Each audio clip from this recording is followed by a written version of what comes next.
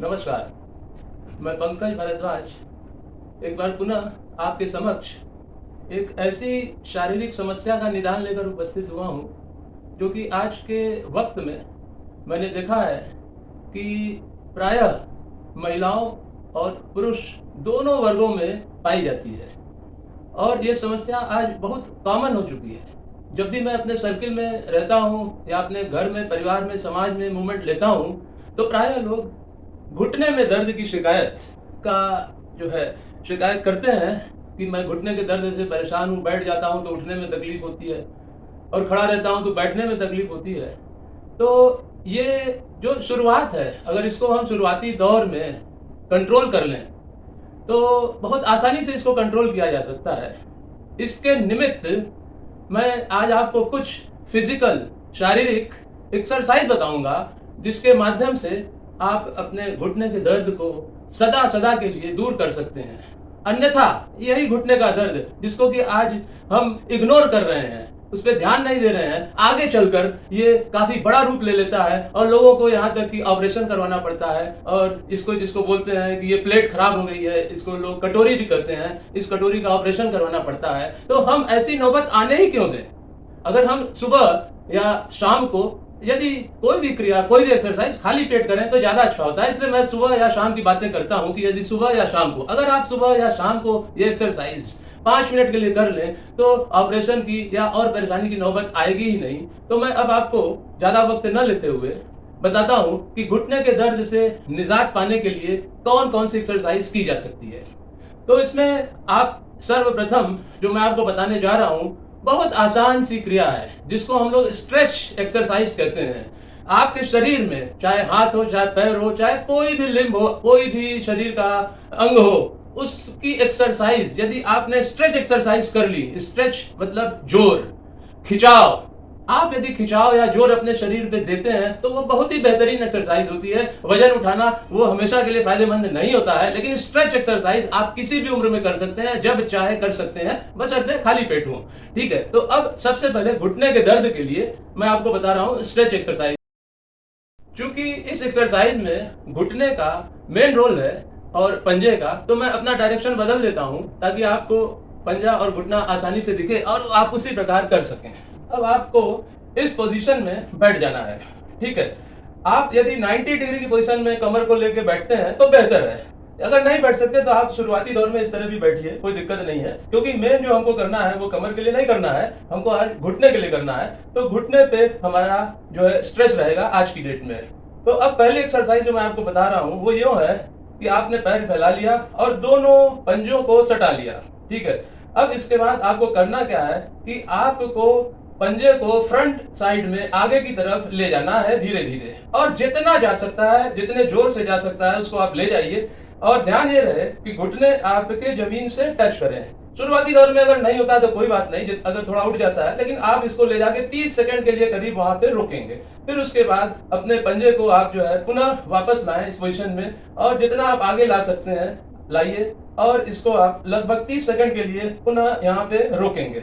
ये क्रिया आप लगभग 3 बार करिए। फिर यूं आगे ले गए, जितना आगे जा सकता है ले जाइए। इसको आप जोर देंगे, दोनों जब आप जोर देंगे तो आपको महसूस होगा कि आपके थाई पे जोर पड़ रहा है। ठीक है, इसके बाद आप उसको पुनः वापस लाइए और वापस फिर करिए, और इस क्रिया को कम से कम आप 8 से 10 बार करिए शुरू में। ये हो गया पहली क्रिया जो कि आपको घुटने के दर्द के लिए करनी है। अब आपको मैं दूसरी क्रिया बता रहा हूं।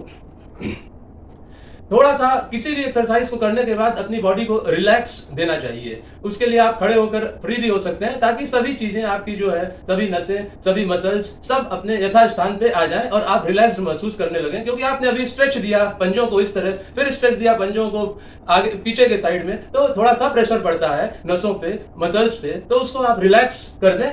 अब आपको मैं दूसरी एक्सरसाइज घुटने के दर्द को दूर करने के लिए बता रहा हूं। वो मैं फिर उसी डायरेक्शन में नहीं जा रहा हूं, बल्कि इसी तरह आपको बता रहा हूं, क्योंकि ये मेन जो है घुटनों को ही लेके है, डायरेक्शन बदलना ही पड़ेगा।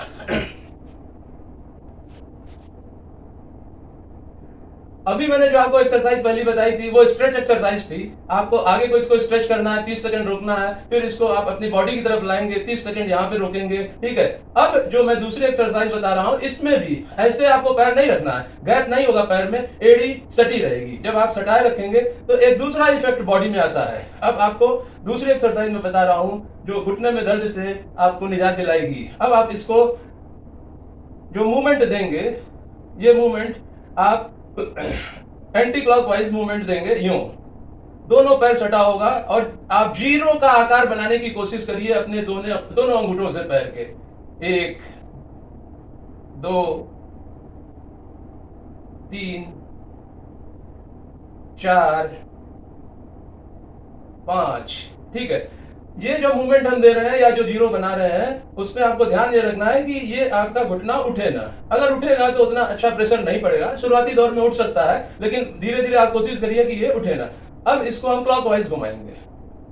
कोई भी एक्सरसाइज जो हम करते हैं उसका रिवर्स जरूरी होता है। यदि आपने एंटी क्लॉकवाइज किया तो क्लॉकवाइज मूवमेंट, आपने क्लॉकवाइज मूवमेंट दिया तो एंटी क्लॉकवाइज मूवमेंट, अन्यथा आपको एक्सरसाइज फायदे की जगह नुकसान पहुंचा सकती है। यदि आपने क्लॉकवाइज 10 बार घुमाया तो आप एंटी क्लॉकवाइज भी 10 बार घुमाएंगे, और ऐसा आप अगर 2-3 ट्रिप में करें, गैप करके करें तो बेहतर होगा, ठीक है। तो ये मैंने आपको दूसरी एक्सरसाइज बताई घुटने के दर्द के लिए। अब आप घुटने के दर्द से रिलीज पाने के लिए, आराम पाने के लिए जो मैं तीसरा तरीका आपको बता रहा हूं वो जो कुछ इस प्रकार है। इसमें हम हाथ का सहयोग लेंगे। इसको एक तरह से मसाज भी कहा जा सकता है, हालांकि इसमें कोई ऑयल वगैरह का आपको यूज नहीं करना है। अब आप जो लिया अपने पैर की थोड़ी पोजीशन इस तरह की हो सकती है, और आप ये जो घुटना है आपका, ये जो कटोरी है, इसमें देखिए ये मूवमेंट है, हमारी जो घुटने की कटोरी है उसमें ये मूवमेंट है। आसानी से ये मूवमेंट क्लॉक एंटी क्लॉकवाइज सब मिल रहा है। ये ऐसे करिए तो ये मूवमेंट है, यूं करिए तो ये मूवमेंट है। जिनको तकलीफ शुरू होती है तो उनकी यहाँ पर ये चीज स्टिफ हो जाती है, टाइट हो जाती है। वो मूवमेंट जो ऐसे हमको मिल रहा है वो मूवमेंट नहीं मिलेगा। लेकिन जब आप ये क्रिया करेंगे घुटने के लिए तो धीरे धीरे मूवमेंट शुरू हो जाएगा और आपके घुटने का दर्द कम होने लगेगा। अब आपको करना क्या है कि आप इस पोजिशन में हो जाइए, और मे भी जब आपको दर्द है तो आपका घुटना थोड़ा ऊपर नीचे हो सकता है। अब आप अपने हथेली को एक पोजीशन ये दीजिए और दूसरी को ये दीजिए, ठीक है। और इससे आपको इसमें घर्षण पैदा करना है, यूं ये कटोरी के नीचे के पोर्शन पे। अब आप इस साइड से दाएं बाएं से करिए। कटोरी के ऊपर नहीं होगा, कटोरी के नीचे, यूं। इस क्रिया को आप डेली करें और कई बार करें, सुबह करें, शाम करें, और एक ही पैर पे नहीं करना है। अगर दूसरे घुटने में दर्द हो ना हो तो भी आप दूसरे घुटने पर भी वही क्रिया करेंगे जो आप अभी कर रहे थे अपने लेफ्ट में, जिसमें मैं लेफ्ट घुटने पे आपको बता रहा था, वही क्रिया आपको दाहिने घुटने में भी करनी है। हमको इंतजार नहीं करना है कि दूसरे घुटने में दर्द हो तो मैं उसका करूंगा। आप दोनों ही घुटनों को समान रूप से एक्सरसाइज कराएंगे। इसी एक्सरसाइज को अब मैं आपको फ्रंट से दिखा रहा हूं, आपको ज्यादा क्लियर हो जाएगी। आप यूं जो है घुटना फैला लेंगे, ये पैर आपका टिल्ट हो सकता है, थोड़ा सा टर्न लेके, क्योंकि आपका ये पैर बेसिकली जमीन में होना चाहिए। अब आपको जो रब करना है उसमें आप किसी भी तरह का ऑयल तेल वगैरह यूज नहीं करेंगे। अब आप यूं एक हथेली आपने सामने रख ली और दूसरी इस तरह रख ली आमने सामने, और इस कटोरी के नीचे होगी, एग्जैक्टली नीचे होगी, ठीक है, ऊपर नहीं होगी। अब आपको इसको रब करना है, यूं। ये मैं रब कर रहा हूं, जितना आप कर सकें बेहतर है, ठीक है। अब इतना ही रब करना है कि जैसे फ्रंट और बैक की घुटने को मैं रब कर रहा हूं। अब आपको साइड से करना है, तो कोशिश ये रहे कि दोनों रबिंग बराबर रूप से हो, यूं। अब इसको यूं इधर से, फिर इसको आप कर सकते हैं ये। अब इसके बाद ये तो रबिंग की हो गई, दोनों ही घुटनों को आप करेंगे। उसके बाद अब आप आ जाइए, मैं आपको बता रहा हूं, इसके अलावा आप उसको मसल्स को रिलैक्स देने के लिए आप यूं एक्सरसाइज कर सकते हैं। ये आप इस तरह से एक पॉइंट बनाइए तीनों से, अपने दोनों उंगली और अंगूठे से, और इसको यहाँ पे मूवमेंट देते हुए, ये मूवमेंट दिया, फिर उठाया, यहाँ मूवमेंट दिया, फिर उठाया, यहाँ मूवमेंट दिया, उठाया, यहाँ कटोरी के चारों तरफ आपको मूवमेंट देना है। ये जो मैं मूवमेंट दे रहा हूँ ये एंटी क्लॉकवाइज है, ठीक है। ये मूवमेंट एंटी क्लॉकवाइज है, ये आप मूवमेंट दें 8 बार 10 बार, मैंने 3-4 बार करके बता दिया। अब इसको आप क्लॉकवाइज लेके जाएंगे, ये तीनों पोजीशन ऐसे होगी और इसको आप क्लॉकवाइज लेके जाएंगे। ये, क्योंकि किसी भी एक्सरसाइज का रिवर्स एक्सरसाइज करना बहुत ही जरूरी होता है। मैं बार बार कहता हूं, नहीं तो लाभ के स्थान पे थोड़ा लाभ तो मिलेगा, पूरा लाभ नहीं मिलेगा अगर आपने रिवर्स एक्सरसाइज नहीं की। ये हो गया ये।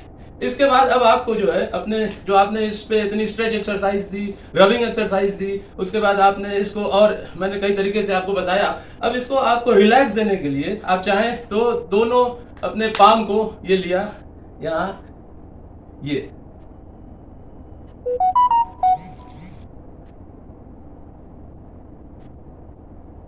बस ये आखिरी है। इसके बाद आपका पूरा जो है घुटना रिलैक्स भी हो गया, पूरी एक्सरसाइज भी होगी। अगर आप इतना ही अपने डेली रूटीन में ले आए, सुबह कोई भी एक्सरसाइज, चाहे योग हो, चाहे एक्सरसाइज हो, चाहे वॉकिंग हो, चाहे रनिंग हो, कुछ भी हो, अगर आप खाली पेट करते हैं तो वो बेहतर होता है। खुली हवा में करते हैं तो वो और ज्यादा बेहतर होता है। पेड़ के नीचे करते हैं तो आपको और ज्यादा बेहतर ऑक्सीजन मिलती है। तो कोशिश करिए कि योग है, एक्सरसाइज है, ये सब पेड़ के नीचे अगर आप बैठ के करते हैं, घर में करेंगे, अगर आपको पेड़ की व्यवस्था नहीं हो पा रही है तो भी ठीक है, लेकिन अगर पेड़ आपको मिल जा रहा है तो पेड़ के नीचे आप बैठ के ऑक्सीजनेट होते हैं आप, उसके बाद आपको बहुत ज्यादा फायदा होता है। आज के लिए सिर्फ इतना ही। नमस्कार।